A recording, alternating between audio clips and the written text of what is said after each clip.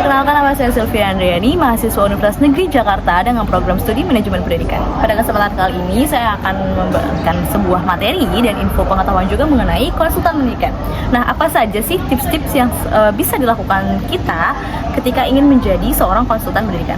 Nah, yang pertama, konsultan pendidikan itu diperlukan berbagai pengetahuan dan keahlian. Di antaranya itu ada pengetahuan ilmu psikologi, ilmu pendidikan, kemampuan dalam melakukan analisis, kemampuan interpersonal, kemampuan melakukan observasi, hingga kemampuan problem solving. Nah, kenapa sih seorang konsultan pendidikan ini harus menguasai hal tersebut?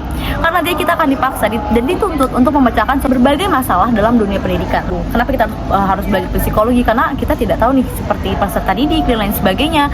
Lalu ada juga kemampuan melakukan analisis kira-kira proteksi apa sih, peluang apa sih, metode pembelajaran apa yang cocok di kemudian hari seperti itu. Lalu kemampuan untuk melakukan observasi. Nah, seorang konsultan itu nggak cuman hanya harus bisa ya memberikan solusi, tapi ketika dia akan memberikan solusi, akan memberikan masukan dan lain sebagainya, tentu dia harus tahu dulu nih kondisi lapangan yang akan dia berikan masukan itu seperti apa. Lalu yang kedua, seorang konsultan pendidikan harus memiliki keterampilan. Keterampilan itu apa saja sih? Yang pertama adalah ketajaman dalam pemahaman manajemen pendidikan itu sendiri. Lalu yang kedua, ketajaman dalam memanajemen sebuah proyek, entah itu proyek sebuah sekolah atau proyek apapun. Lalu cara berpikir yang analitis, yang tadi ya teman-teman, mampu menganalisis sesuatu itu juga harus melatih pola pikir kita agar bisa berpikir proaktif dan analisis. Yang keempat, intelijensi emosi, karena nggak bisa ya seorang konsultan ini emosi terhadap menghadapi sesuatu kliennya dan lain sebagainya, karena memang dibutuhkan di sini kesabaran yang tinggi.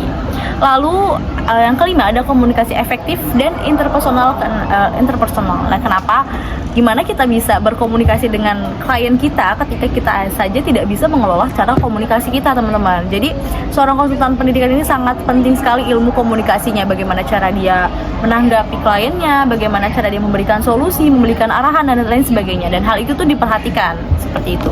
Lalu pengetahuan selanjutnya, tugas apa saja yang harus dilakukan oleh seorang konsultan pendidikan. Jadi ada beberapa tugas ya teman-teman, yang di antara lain itu sebagai penasihat yang membantu siswa maupun orang tua siswa dalam memilih program studi dan perguruan tinggi yang sesuai dengan minat dan kemampuan akademik anak. Teman-teman pernah nggak sih waktu itu kursus, lalu ditanya di tempat kursus tersebut kira-kira kita mau masuk ke jurusan mana gitu kan, lalu kita disuruh memberikan nilai kita atau prediksi kita, angka-angka prediksi nilai dari nilai rapot kita.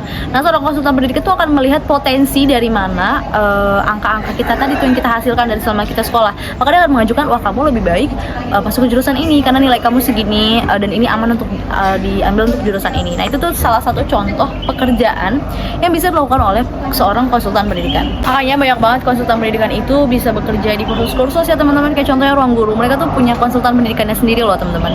Baiklah, sekian informasi dari saya. Semoga pengetahuan mengenai konsultan pendidikan pada kali ini dapat menambahkan informasi serta pengetahuan teman-teman. See you in the next video. Bye-bye.